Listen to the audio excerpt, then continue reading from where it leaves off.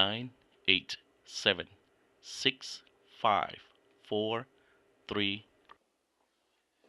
Bien, hermanos y hermanas, continuamos ahora con la lección que hemos estado estudiando.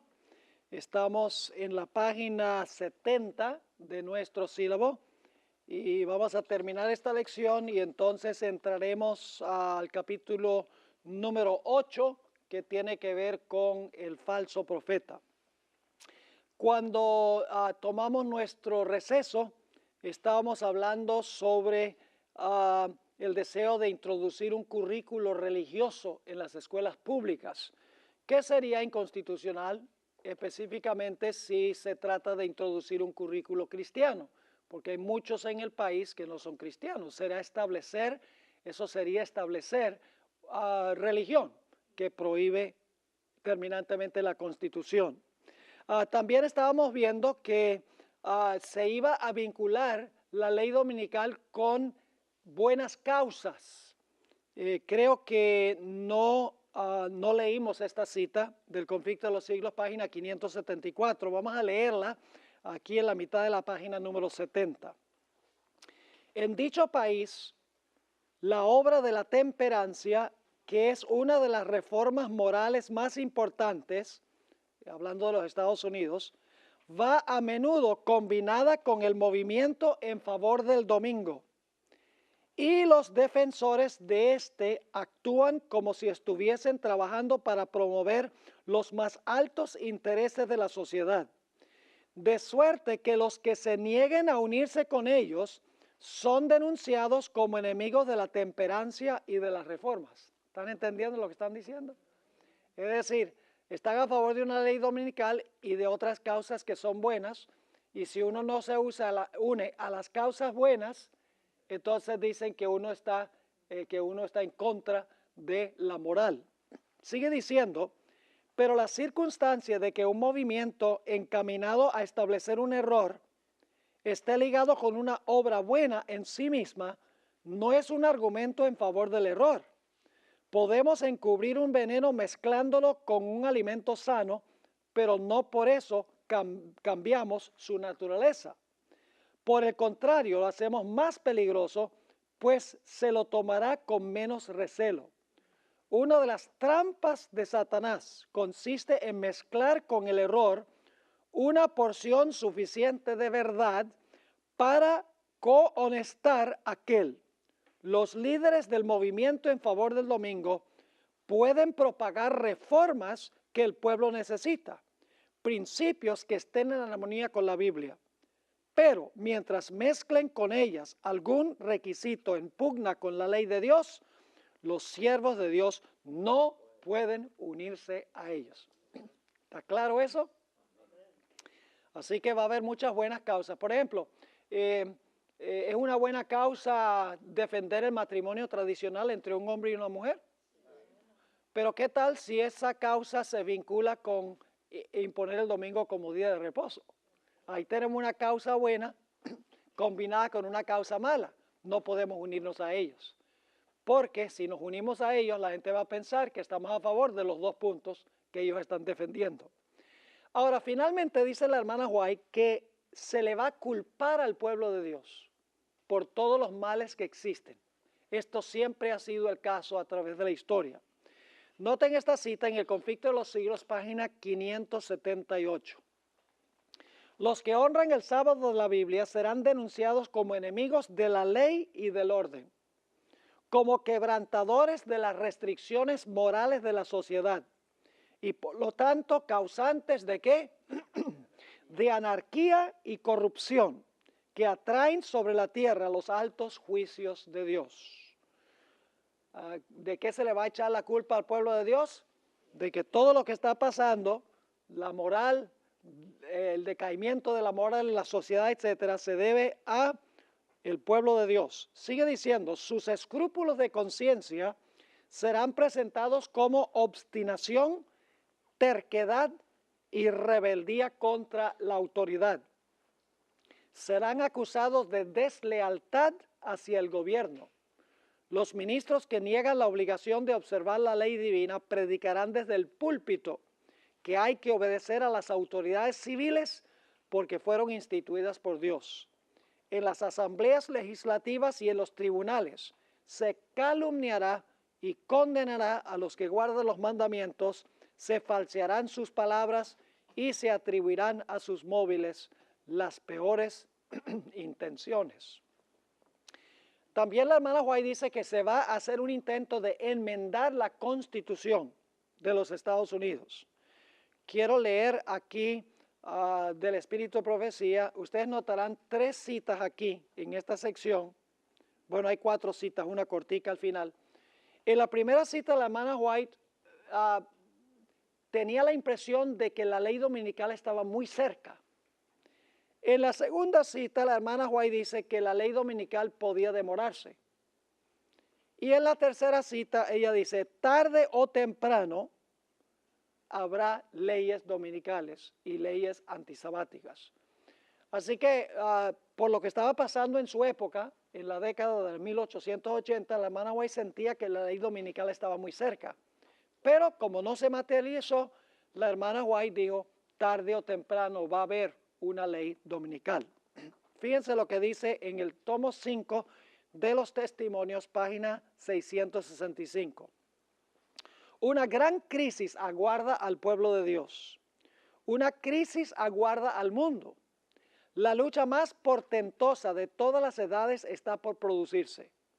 Acontecimientos que durante más de 40 años nosotros, basados en la autoridad de la palabra profética, hemos declarado inminentes, se están cumpliendo ante nuestros ojos.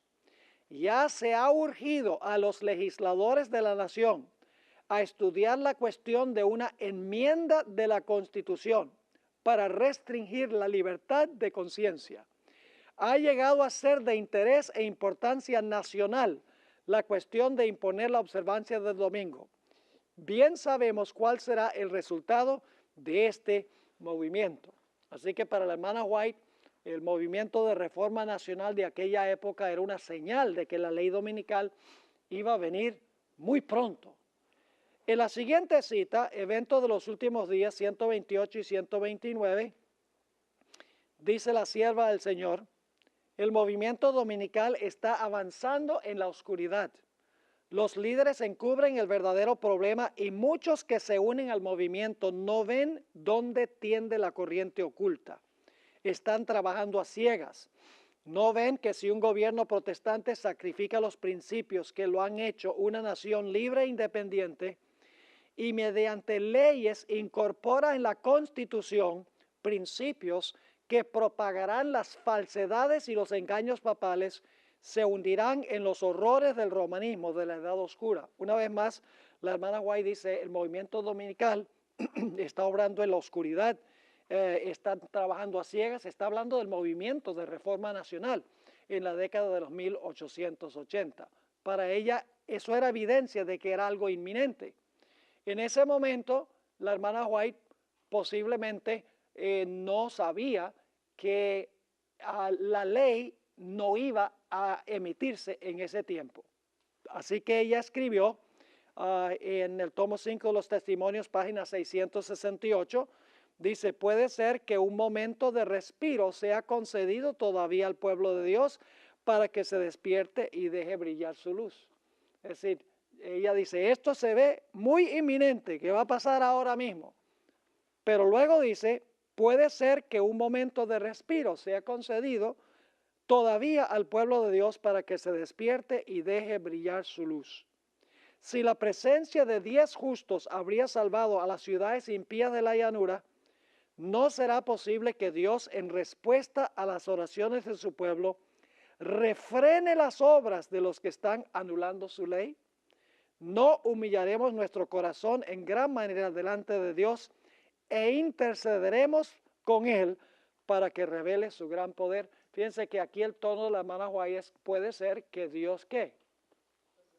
Puede ser que Dios nos dé un tiempo de demora para que podamos dejar brillar nuestra luz.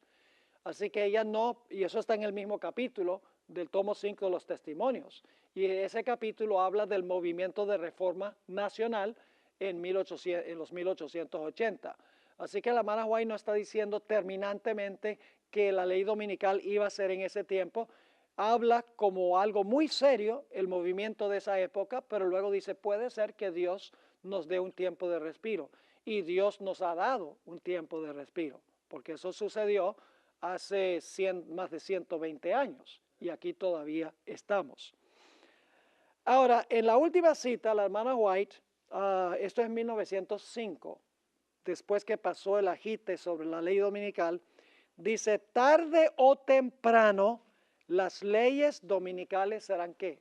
Serán promulgadas. Es decir, ella dice, si no se da eso ahora, si Dios nos da un tiempo de respiro, tengan por cierto que tarde o temprano habrá leyes dominicales, porque Satanás odia el sábado. ¿Por qué es que Satanás odia tanto el sábado? Porque el sábado nos muestra quién es el verdadero Dios, el Creador. Si el diablo conservara el sábado, todo el mundo diría, bueno, el sábado nos apunta hacia Dios, el verdadero Creador, así que este tiene que ser un impostor.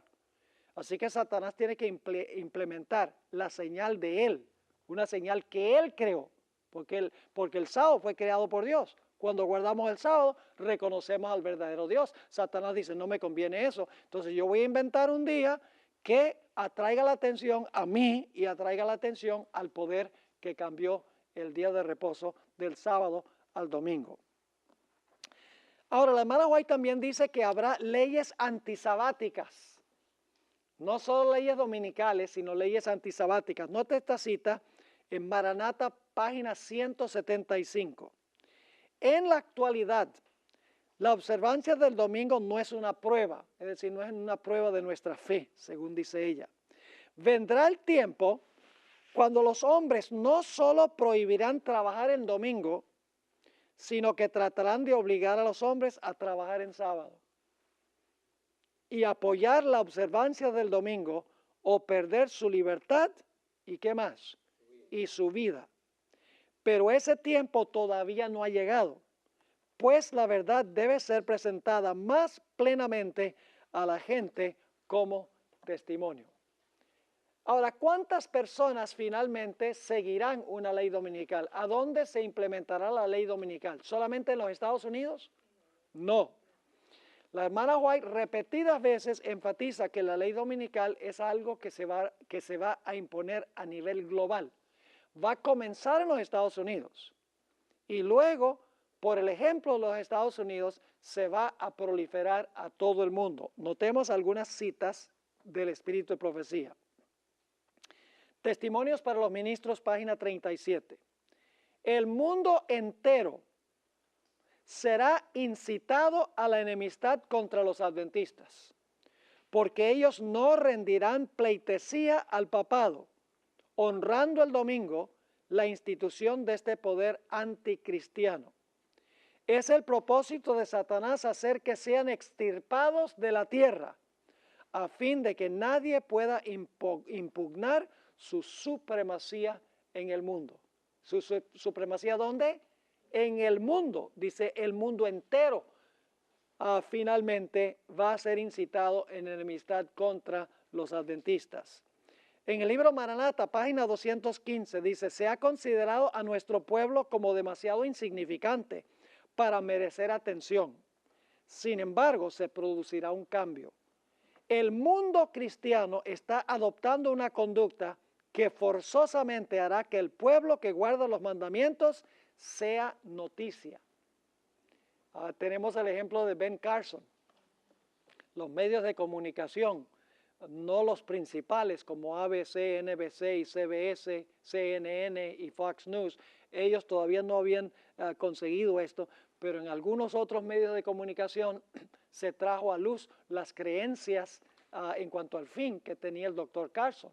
Y si él hubiera continuado con éxito en las primarias, indudablemente los grandes medios de comunicación hubieran presentado ante el mundo los conceptos que tenía el doctor Carson, que era que los adventistas van a ser perseguidos finalmente por sus convicciones religiosas, específicamente con respecto al sábado.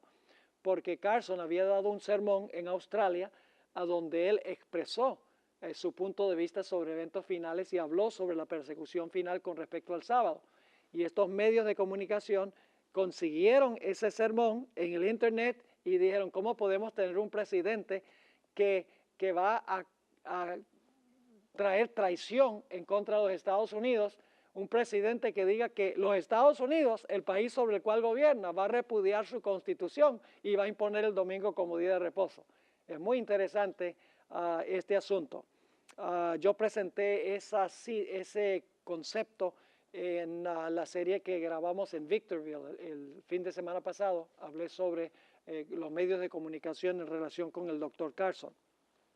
Sigue diciendo la sierva del Señor, tomo 6 de los testimonios, página 27, cuando los Estados Unidos, el país de la libertad religiosa, se una con el papado para forzar la conciencia y obligar a los hombres a honrar el falso día de reposo, los habitantes ¿de qué? De todo país del globo serán inducidos a seguir su ejemplo. ¿Cuántas naciones van a imponer esta ley dominical? Todas las naciones. Y usted dice, eso no es posible. También los musulmanes que guardan el viernes. ¿Será posible eso? Los hindúes y los budistas que no tienen ningún día específico de reposo. ¿Será posible que esto suceda a nivel global? Si hay una crisis global, indudablemente habrá un día de reposo global. Todavía no hemos visto todos los desarrollos que van a llevar a eso, pero lo creemos porque la profecía lo dice. Voy a saltar por encima de la cita que encontramos en la mitad de la página. Sencillamente miren las partes que están en relieve. La hermana White habla del mundo cristiano como el teatro de los grandes eventos finales. Y luego dice, toda nación se verá ¿qué? Envuelta. La siguiente cita dice, naciones extranjeras seguirán el ejemplo de los Estados Unidos. Aunque ella encabezará el movimiento, la misma crisis recaerá sobre nuestro pueblo en todas partes del mundo. Y luego, ese es Testimonios, tomo 3, página 346, Joya de los Testimonios, tomo 3, página 46. Y luego, Mensajes Selectos, tomo 3, página 489 y 490, dice, hablando de los que van a imponer la ley dominical, declaraban que ellos tenían la verdad, que los milagros sucedían entre ellos, que los ángeles del cielo hablaban y caminaban con ellos, que entre ellos se hacían con gran poder señales y prodigios, y que este era el milenio temporal que habían estado esperando por tanto tiempo. El mundo entero estaba convertido en armonía con la ley del domingo, pero este pueblo pequeño y débil estaba desafiando las leyes de la nación y la ley de Dios y afirmaban que eran los únicos justos que había sobre la tierra. Es decir, hay pequeño remanente que dice que no vamos a seguir esta ley y el mundo entero dice que iba a estar en contra de ellos. Así que esta crisis no solo va a ser en los Estados Unidos, va a comenzar acá, pero luego se va a extender a todo el planeta. Ahora, ¿cuál debe ser la función de los pastores adventistas a la luz de todo lo que se encuentra en las profecías de Daniel 2, Daniel 7, Apocalipsis 12, Apocalipsis 13, Apocalipsis 17? ¿Cuál es la responsabilidad de los ministros adventistas en este tiempo? Hay esta cita muy significativa, Joya de los Testimonios, tomo 2, página 322. Está hablando nuevamente del movimiento de reforma nacional, lo que ocurrió en la década de los 1880. Cuando los reformadores nacionales empezaron a insistir en que se adoptasen medidas para restringir la libertad religiosa, nuestros dirigentes, está hablando de los dirigentes de la Iglesia Adventista, nuestros dirigentes debieran haber comprendido la situación y haber trabajado seriamente para contrarrestar estos esfuerzos. ¿Qué deberían haber hecho los líderes de la iglesia?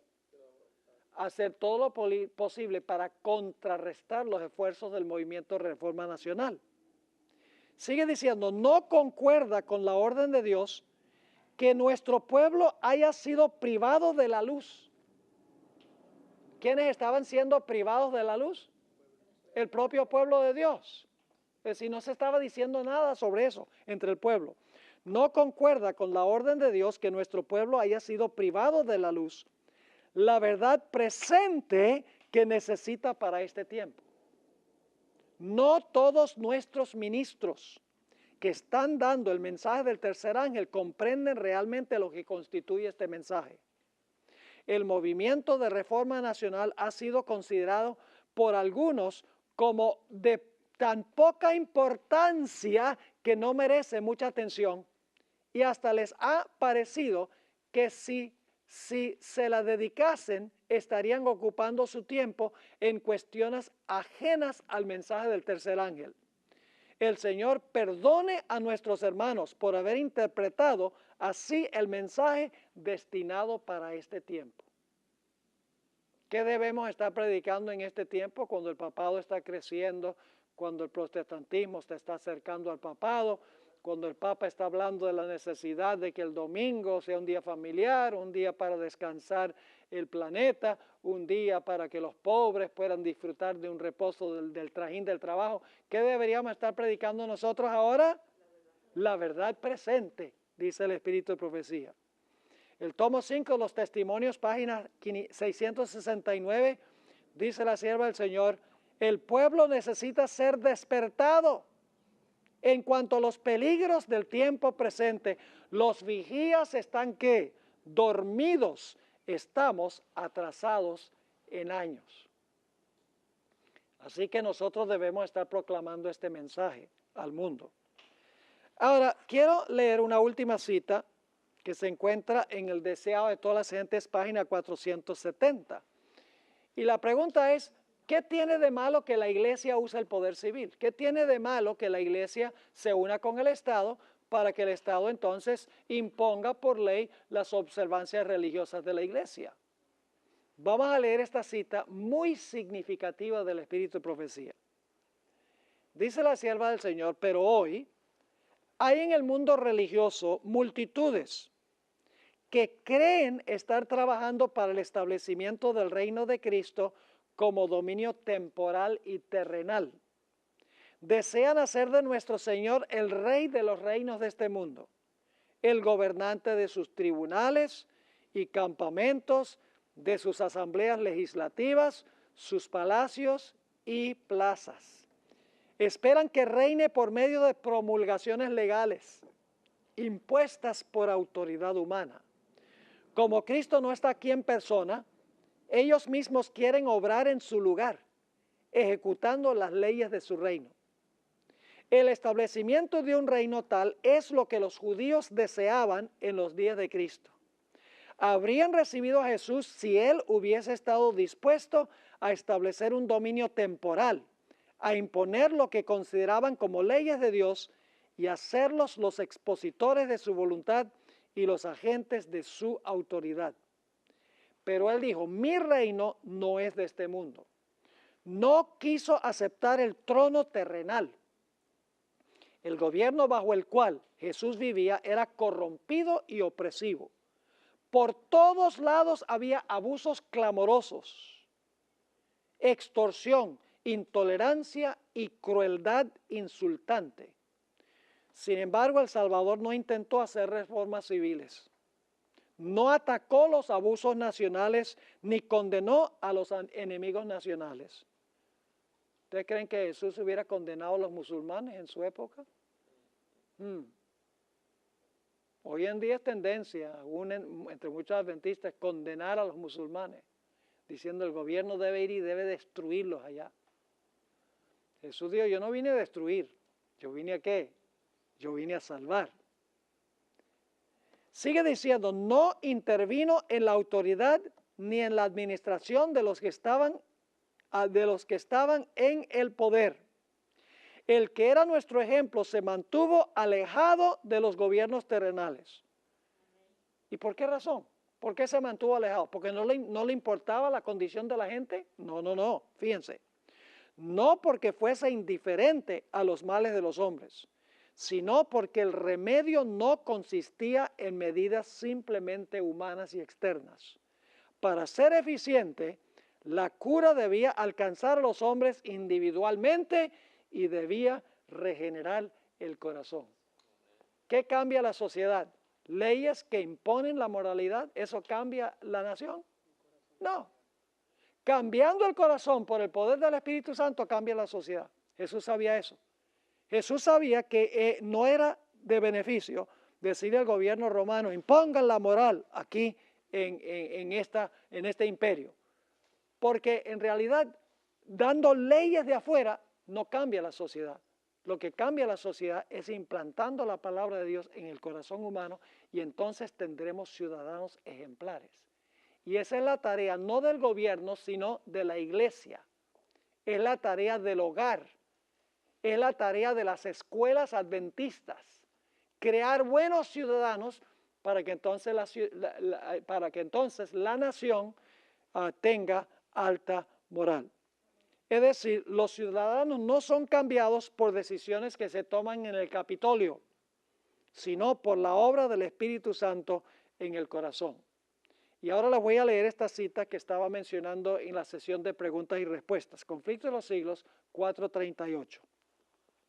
Cuando la iglesia primitiva se corrompió, al apartarse de la sencillez del evangelio y al aceptar costumbres y ritos paganos, perdió ¿qué cosa? El espíritu y el poder de Dios. Es decir, cuando la iglesia se adaptó al mundo, perdió el espíritu y el poder de Dios. Y entonces, ¿qué pasó con la sociedad cuando perdió el espíritu y el poder de Dios? La sociedad se desmoralizó, se dañó. ¿Y cuál era la solución? ¿Qué adoptaron ellos como la solución? Dice aquí, y para dominar las conciencias, buscó el apoyo del poder civil. Es decir, la iglesia no hizo lo que debía haber hecho y entonces dice al poder civil, arreglen ustedes lo que nosotros dañamos. Sigue diciendo, el resultado fue el papado. Es decir, una iglesia que dominaba el poder del Estado y se servía de él para promover sus propios fines y especialmente para extirpar la herejía. Para que los Estados Unidos formen una imagen de la bestia, el poder religioso debe dominar de tal manera al gobierno civil que la autoridad del Estado sea empleada también por la iglesia para cumplir sus fines. Así que ese es el panorama de eventos finales del Espíritu de Profecía. Quiero mencionarles que la base bíblica para esto se encuentra en el estudio que hicimos de Ancla, que se llama Impacto Profético. Es una serie de 12 temas, algunos de ustedes estuvieron aquí, a donde yo trazo bíblicamente Daniel 2, Daniel 7, Apocalipsis 12, Apocalipsis 13 y Apocalipsis 17, que forma la base bíblica para todo lo que hemos visto en el Espíritu de Profecía. La Biblia y el Espíritu de Profecía compaginan, están en armonía, no están en conflicto. Sencillamente presenté este panorama del Espíritu de Profecía para que pudieran ver cómo van a desarrollarse los eventos finales. Y ya hemos visto que esto sucedió en la década de los 1880 y también muchos de los elementos surgieron de nuevo en la década de los 1980, los 1990 y principios de la década del 2000. Es decir, la hermana White no está especulando, esto ya ha ocurrido 2 veces en la historia y no cabe duda de que finalmente va a surgir de nuevo y cuando surja de nuevo ya no va a haber un periodo de receso o un periodo de reposo o descanso, ya se van a desencadenar todos los eventos finales. Ahora vamos a la página 91 de nuestro sílabo y vamos a hablar de Mateo 24 y el falso profeta. Mateo 24 y el falso profeta. Y como hemos hecho antes, vamos a seguir bastante de cerca esta lección, que es una lección supremamente importante. Ustedes recuerdan que en Mateo 24 se mencionan falsos profetas en 2 contextos, ¿verdad?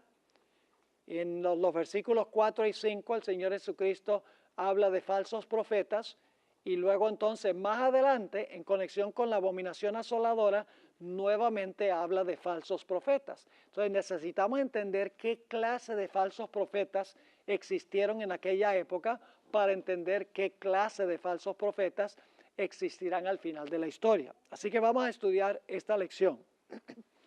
Generalmente cuando oímos hablar de falsos profetas, creemos que son personas desquiciadas, como David Koresh o Jim Jones, o profetas seculares que predicen erróneamente el futuro, profetas tales como Gene Dixon o Walter Mercado.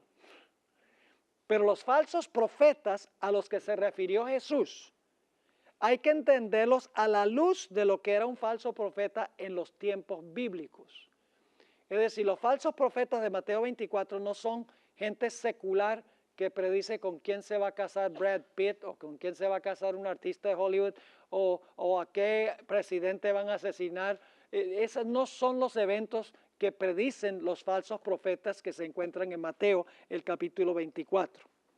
Vamos a notar en primer lugar que en Mateo 24 se menciona que en los tiempos finales va a haber falsos profetas. Mateo 24, 9 al 11 dice: entonces os entregarán a tribulación y os matarán, y seréis aborrecidos de todas las gentes por causa de mi nombre. Muchos tropezarán entonces. Fíjese que cuando viene la persecución, muchos van a tropezar, zarandeados, van a salir, van a abandonar la fe. Y dice, y se entregarán unos a otros, es decir, nuestros amigos se tornarán enemigos. Y unos a otros se aborrecerán. Y fíjense lo que dice, y muchos falsos profetas se levantarán y ¿qué? Y engañarán a muchos. En relación con la destrucción de Jerusalén, ¿hubo falsos profetas? ¿Cómo no? Noten Mateo 24, 24. Aquí se mencionan los falsos profetas, pero esto es más adelante en Mateo 24. Dice allí, porque se levantarán falsos cristos, ¿y qué más? Y falsos profetas, y harán grandes señales y prodigios, de tal manera que engañarán, si fuere posible, ¿a quiénes? A los escogidos. Ahora, ¿qué clase de falsos profetas se van a levantar en el futuro? Serán del estilo Gene Dixon, que preanunció eventos seculares tales como el asesinato de John Kennedy y el asesinato de Robert Kennedy. Lo hizo con bastante precisión Gene Dixon. ¿Será un tipo de falso profeta como Gene Dixon que anunciaba con quiénes se iban a casar los diferentes artistas de Hollywood? No. ¿Serán desquiciados como David Koresh? ¿O serán los falsos profetas al final de la historia un grupo de personajes más engañosos? Para responder a este problema, necesitamos nosotros leer lo que dijo Moisés en cuanto a lo que es un falso profeta. Vamos a mirar la legislación mosaica en cuanto a lo que constituye un falso profeta. Se encuentra en Deuteronomio, el capítulo 13 y el versículo 1 al 5. Y deben agregar ahí a su sílabo a otro capítulo, Ezequiel 13. Todo el capítulo 13 de Ezequiel, no lo puse en el manual, pero todo el capítulo 13 de Ezequiel describe en lujo de detalle lo que era un falso profeta en los tiempos bíblicos. Vamos a leer Deuteronomio 13:1. Cuando se levante en medio de ti, ¿se levantan a dónde los falsos profetas? No son gente secular de afuera, son gente que se levanta dentro de la iglesia. Cuando se levantare en medio de ti, profeta o soñador de sueños, y te anunciare ¿qué cosa? Señal o prodigios. ¿Qué hacen los falsos profetas? Señales y prodigios. ¿Leímos eso en Mateo 24? ¿Cómo no? Hay una conexión entre la legislación mosaica y lo que es un falso profeta. Ahora dice, y te anunciaré señal o prodigios, y se cumpliere la señal o prodigio que él te anunció. Es decir, se hace señales y prodigios.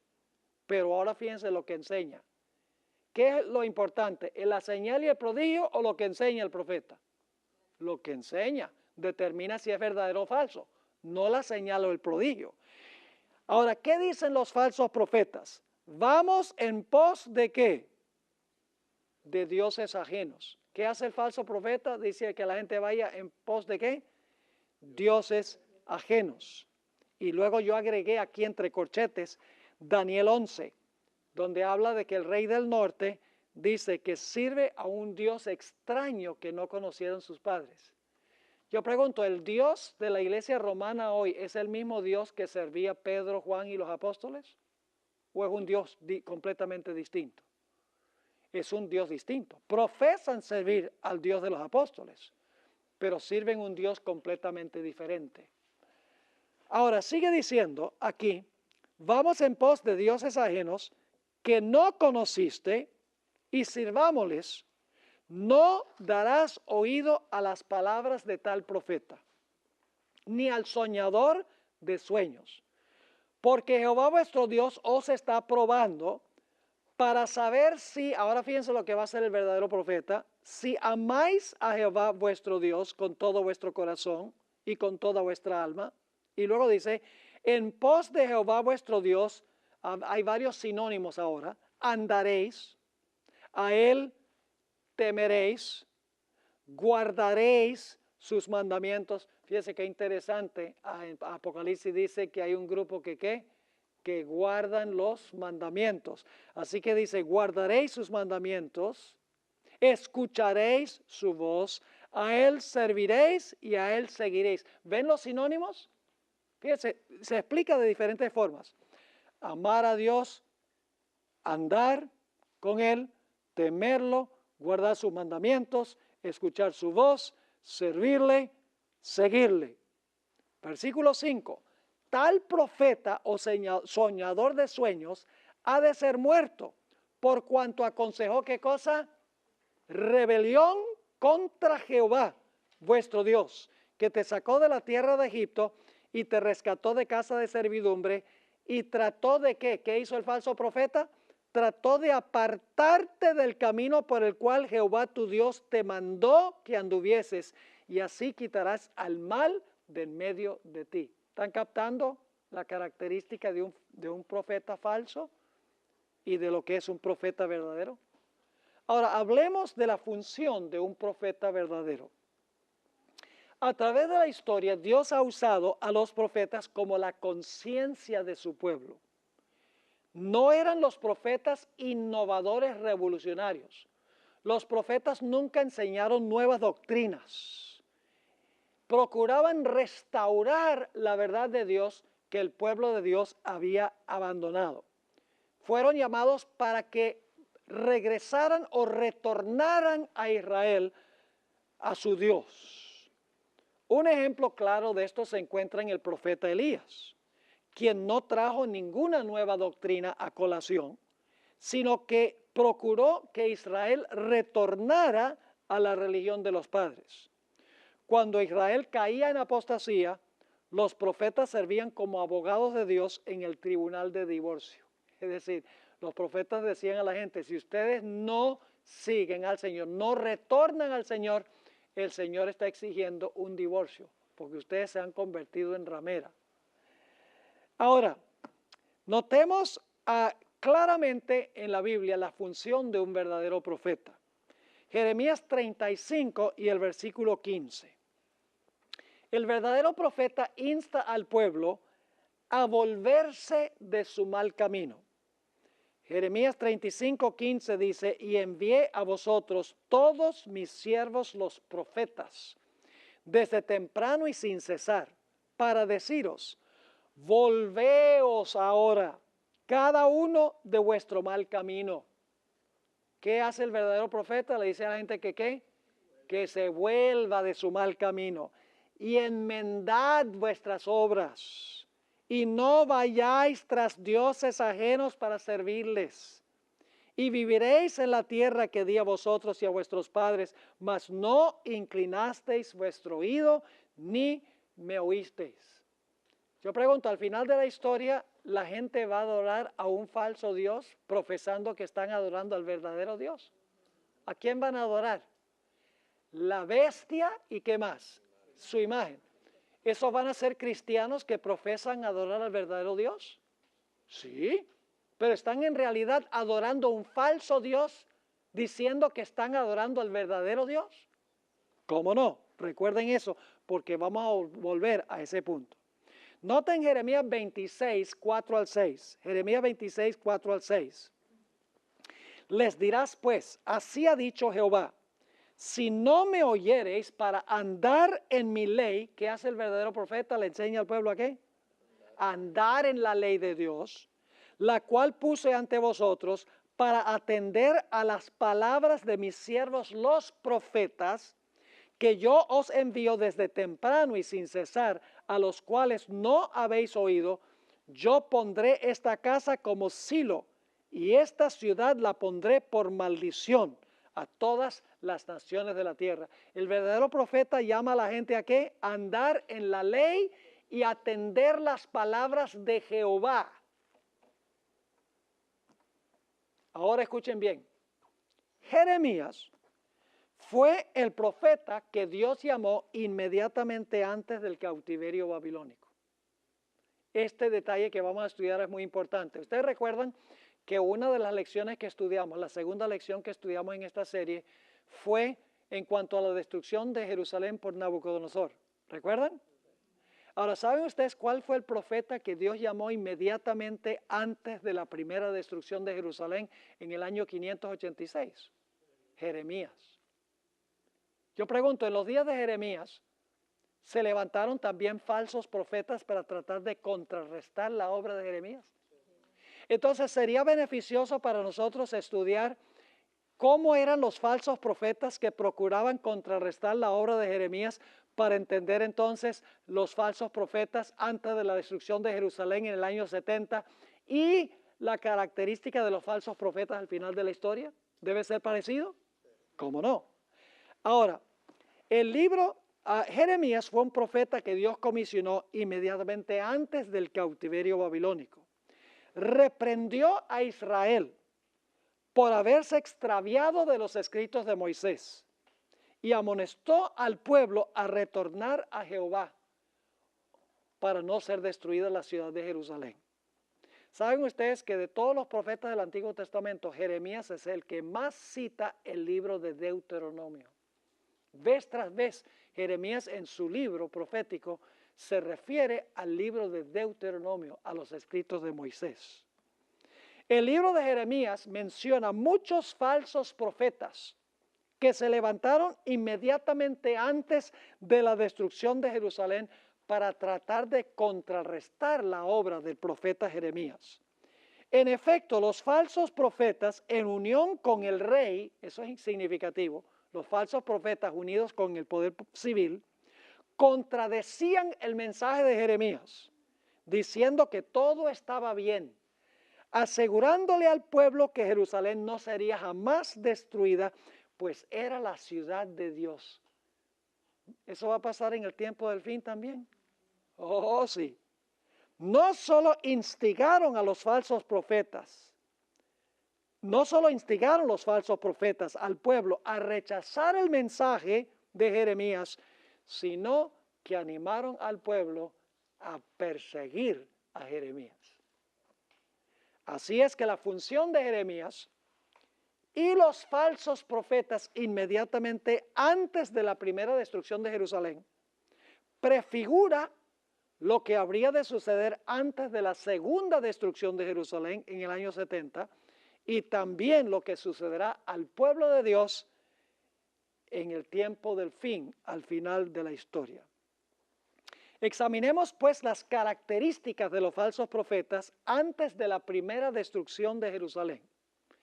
Ellos profetizaban paz, paz, mientras la gente practicaba falsa adoración y violaba la ley de Dios. Es decir, vamos a encontrar que los falsos profetas lo que hacían era prometerle a la gente que iba a haber paz, mientras que practicaban falsa adoración y pisoteaban la ley de Dios. ¿Será esa la característica del falso profeta al final de la historia? Según el libro de Apocalipsis, absolutamente.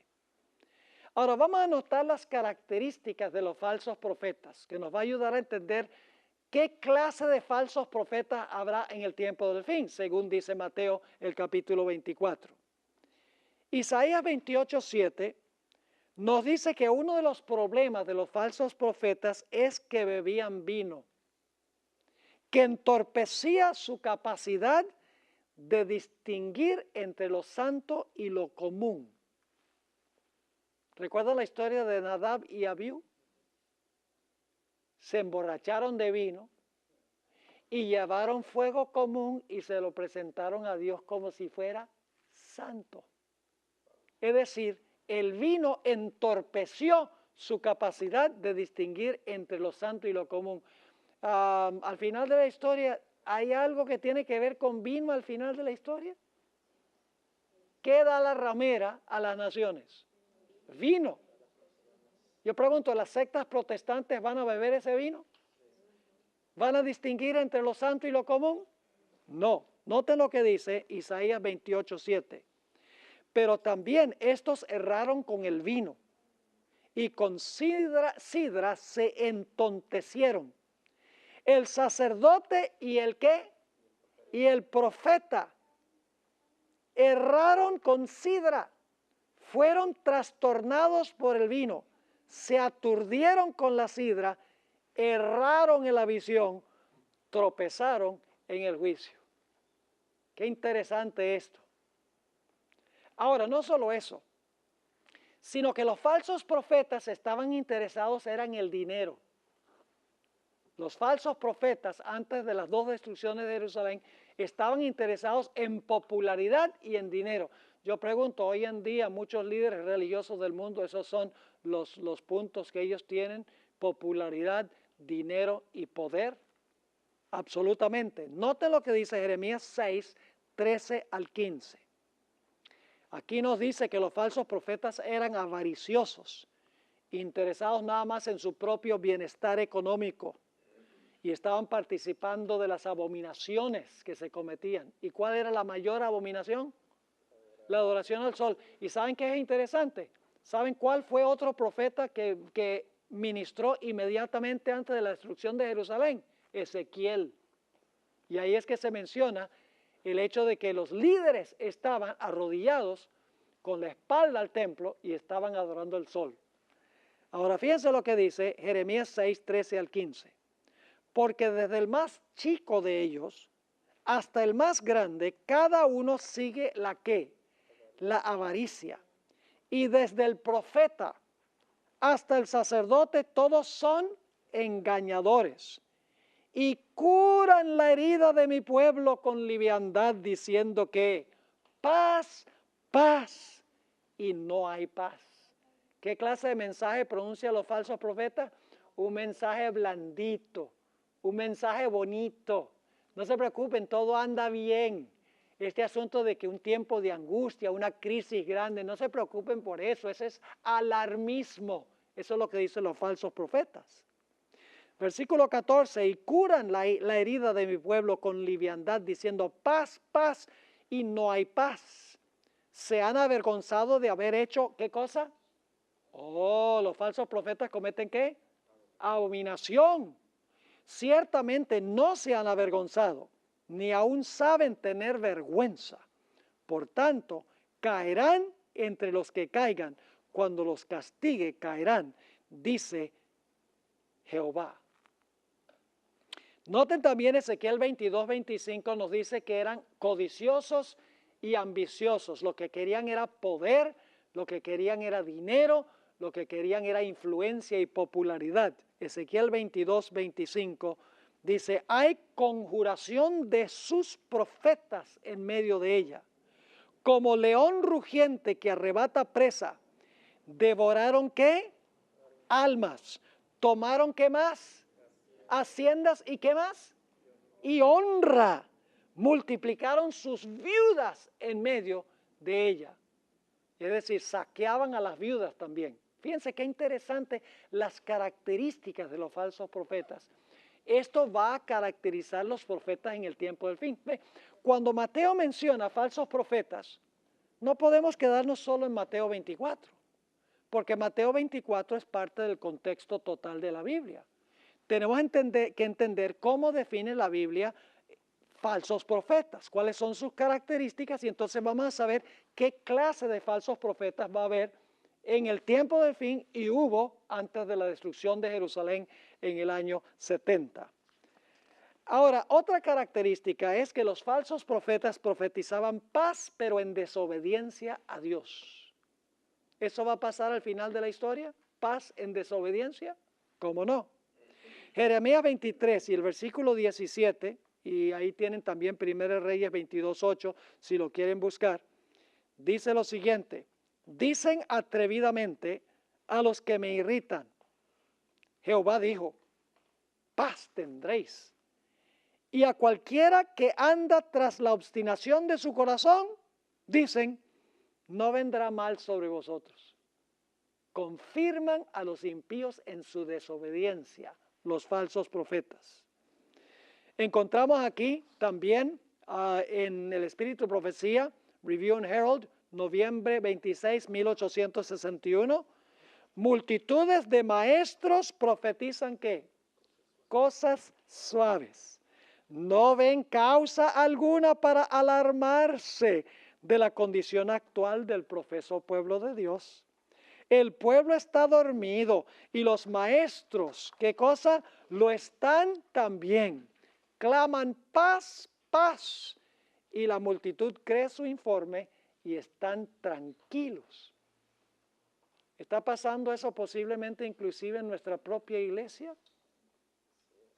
Es una pregunta que debemos hacernos, porque este no es tiempo de paz, mis hermanos y hermanas. Con lo que está pasando en el mundo, hay que clamar con voz en cuello. El clamor de Apocalipsis, el capítulo 18. Ahora, los falsos profetas profesaban hablar en nombre de ¿quién? En nombre de Dios. Estos no son profetas seculares que no profesaban religión, gente como Walter Mercado, no.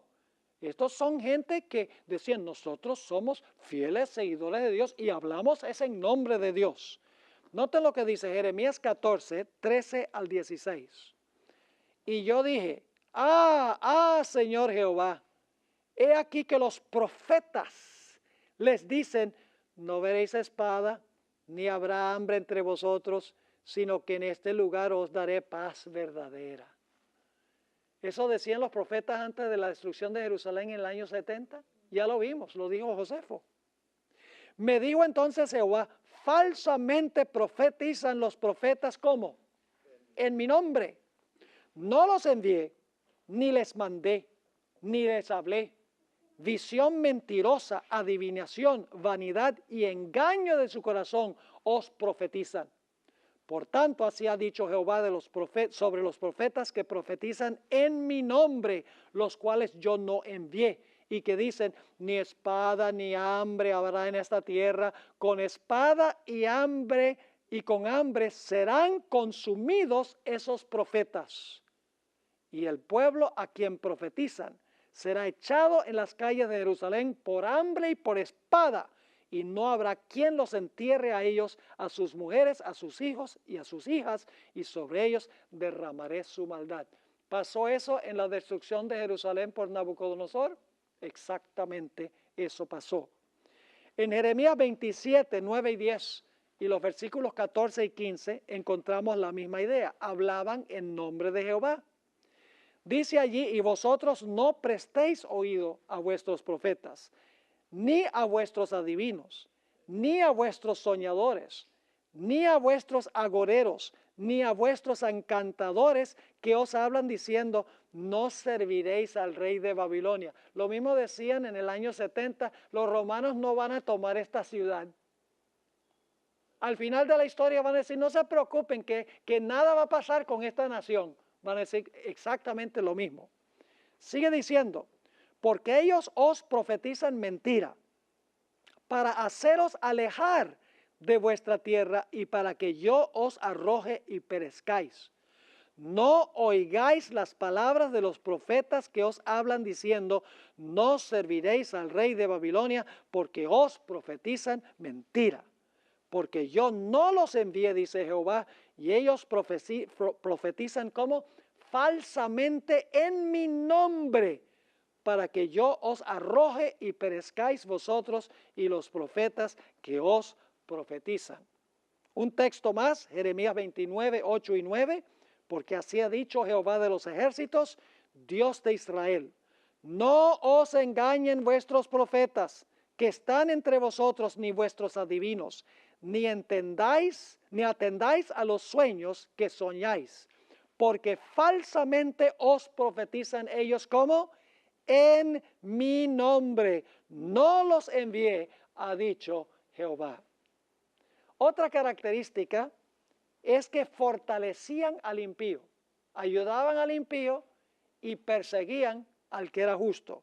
Jeremías 23, 14 dice, y en los profetas de Jerusalén he visto torpezas. ¿Qué hacían estos profetas? ¿Cometían qué? Adulterios, y andaban en mentiras y fortalecían las manos ¿de quiénes? De los malos, para que ninguno se convirtiese de su maldad. Me fueron todos ellos como Sodoma y sus moradores como Gomorra. Ahora, casi se acaba el tiempo de esta clase, así que voy nada más a mencionar algo y continuaremos con estas citas de Jeremías en nuestra próxima clase, pero nada más le menciono esto. Vienen a veces personas a una campaña evangelística adventista y oyen la predicación sobre el sábado, que el sábado es el día de reposo. ¿Qué es lo que hacen inmediatamente después de la reunión? Van y hablan con su pastor o con su sacerdote. Y dicen, he ido a estas reuniones y en las reuniones me han mostrado de la Biblia que el sábado es el día de reposo. ¿Y qué dicen los ministros, los sacerdotes? No se preocupe, esos son adventistas, esos son alarmistas. Dios ha cambiado el día de reposo del sábado al domingo en honor a la resurrección de nuestro Señor Jesucristo. ¿Acaso no debemos honrar a Jesús cuando resucitó de los muertos para ir a representarnos en el cielo? ¿Y qué es lo que hacen estos falsos profetas?